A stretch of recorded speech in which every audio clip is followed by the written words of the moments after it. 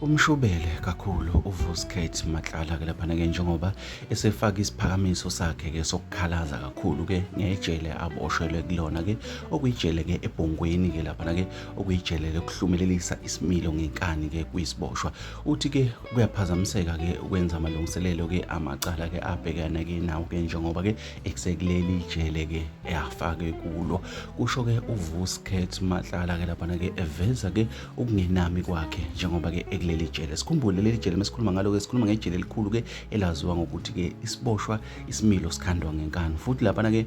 awuna visitor ke laphana ke elizoqhamuka futhi awenzile utho awungeni namali awungeni nakudla kwakho yonke into yakho noyithola ngaphakathi ngisho nokade abakhona kuthiwa ngisho amafoni ke awavunyelwe kodwa ke asikho lapho nakho la sikhona ke lensizwa uVuskhet Matlala ke iveza isiphakamiso sayo ke sokuthi ke leli jele ke liyicindezela kakhulu ekutheni ke likwazi ukwenza amalungiselelo noma ke ekwazi ukwenza amalungiselelo ke ukuthi ke ayobhekana ke namacala akhe njengoba ke amacala akhe ke angakaphethwa ukuqulwa kwawo ke laphana ke okuyijaji ke okuthiwa ke uWilliam ke laphana ke nalo ke selivezekile ukuthi ke cha ke kufanele ke uVuskhet Matlala ke laphana ke abameli bakhe bafake ke isicelo ke sokuthi ke amuvwe ahanjiswe ke kwelinye lamajele ke asePitoli noma ke eGoli okuyikhona ndawo ke la khona ke ayolindela ngakhona ke kuze aqale kuphethwe ngalamacala akhe abhekane nawo. Asazi ke bafowethu ke uma kunje siyazi njengoba kuleli jele ke akakagwetshwa kodwa ke uyathathwa ahanjiswe yo attenda khona aphinde futhi abuyeliswe ke kuleli jele ke elifana nesihogo ngokusho kwabantu abalaziyo. Asazi ke uma kunje kodwa ke thina sikuthatha sekubeke njengoba kunjalo sithi ke